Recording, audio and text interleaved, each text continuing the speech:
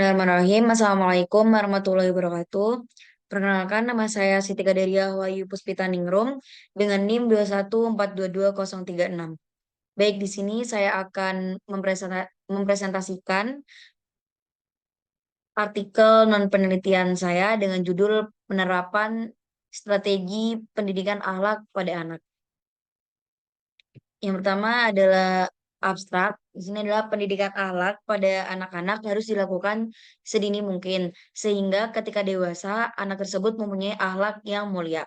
Orang tua, terutama ibu, mempunyai peran paling penting dalam mendidik anaknya, karena ibu merupakan madrasah pertama bagi anak-anaknya. Kemajuan suatu bangsa bisa dilihat dari karakter seseorang itu sendiri yang hidup di dalamnya. Jika karakternya bagus, maka negara ini akan maju. Tetapi sebaliknya, jika karakternya jelek, maka negara ini tidak akan maju sampai kapanpun. Sedangkan di dunia pendidikan, salah satu masalahnya yaitu seorang murid melawan gurunya, mengajak gurunya berantem, bahkan sampai tega memenjarakan gurunya lantaran seorang murid atau orang tuanya tidak terima atas pendidikan yang dilakukan oleh guru tersebut. Padahal itu adalah hal yang lumrah dalam rangka mendisiplinkan dan menerapkan pendidikan akhlak di kalangan murid. Di dalam dunia pendidikan, tentu dalam hal ini perlu strategi pendidikan yang baik agar tidak terjadi hal-hal yang merugikan. Selanjutnya adalah pendahuluan. Pendidikan itu menjadi instrumen utama dalam meningkatkan kualitas manusia, bertanggung jawab terhadap kelangsungan hidup manusia. Perilaku manusia perlu sesuai dengan kodratnya sebagai individu yang memiliki moralitas yang baik. Pendidikan bukan sekadar penyampaian materi tanpa nilai spiritual, padahal ilmu pengetahuan lebih berbahaya jika tidak disertai dengan akhlak mulia.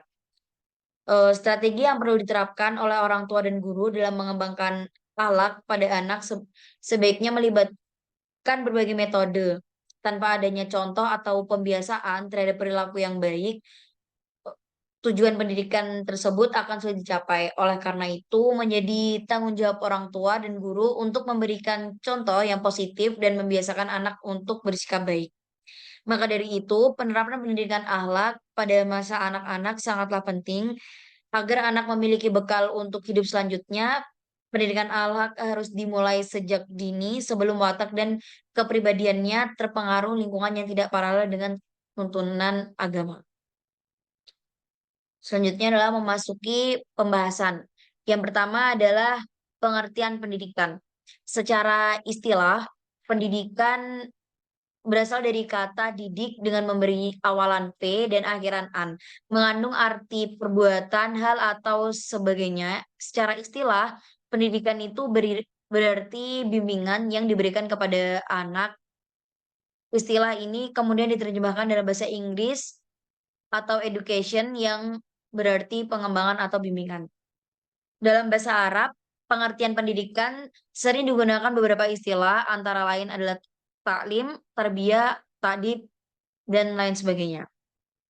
Pendidikan merupakan proses membimbing manusia dari kegelapan, kebodohan, dan pencerahan pengetahuan. Dalam arti luas pendidikan baik formal maupun informal, meliputi segala hal yang memperluas pengetahuan manusia tentang dirinya sendiri dan tentang dunia tempat mereka hidup. Selanjutnya adalah pembahasan yang kedua tentang pengertian akhlak. Lupa lagi pengertian akhlak.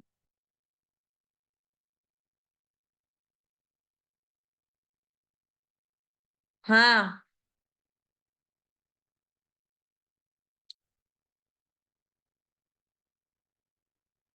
diam dulu. Record. Kenapa emang? Selanjutnya adalah pembahasan yang kedua adalah tentang pengertian akhlak. Secara etimologis, akhlak berasal dari bahasa Arab, jamak dari huluk yang berarti budi pekerti, perangai, tingkah laku, atau tabiat. Menurut Farid Ma'ruf, sebagaimana yang dikutip Mustafa, bahwa akhlak adalah kehendak manusia yang menimbulkan perbuatan dengan mudah karena kebiasaan tanpa menimbul pertimbangan pikiran terlebih dahulu. Dilihat dari istilah, inti dari akhlak tersebut adalah tentang perilaku manusia. Seperti menurut pendapat Hamzah Yakub menyimpulkan akhlak adalah etika yang menyelidiki mana yang baik dan mana yang buruk. sebagaimana yang tercantum dalam Quran surat Al-Qalam ayat 4 yang artinya dan sesungguhnya kamu benar-benar berbudi pekerti yang agung.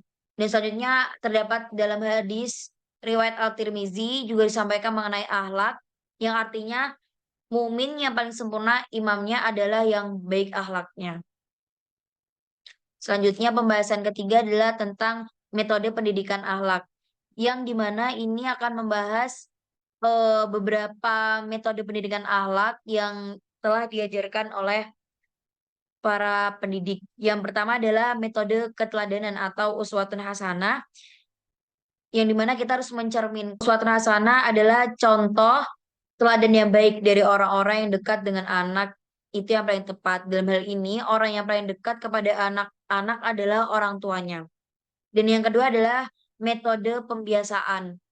Metode pembiasaan ini sejak kecil anak harus dibiasakan untuk melakukan kegiatan-kegiatan yang baik, dilatih untuk bertingkah laku yang baik, diajari sopan santun dan sebagainya. Mendidik, melatih dan membimbing anak secara perlahan adalah hal yang wajib diterapkan pada anak agar dia meraih sifat dan keterampilan dengan baik. Selanjutnya yang ketiga adalah metode nasihat, yang keempat metode perhatian. Selanjutnya adalah kesimpulan. Jadi kesimpulan dalam jurnal ini adalah penanaman pendidikan akhlak pada masa anak-anak sangatlah penting agar anak memiliki bekal untuk hidup selanjutnya.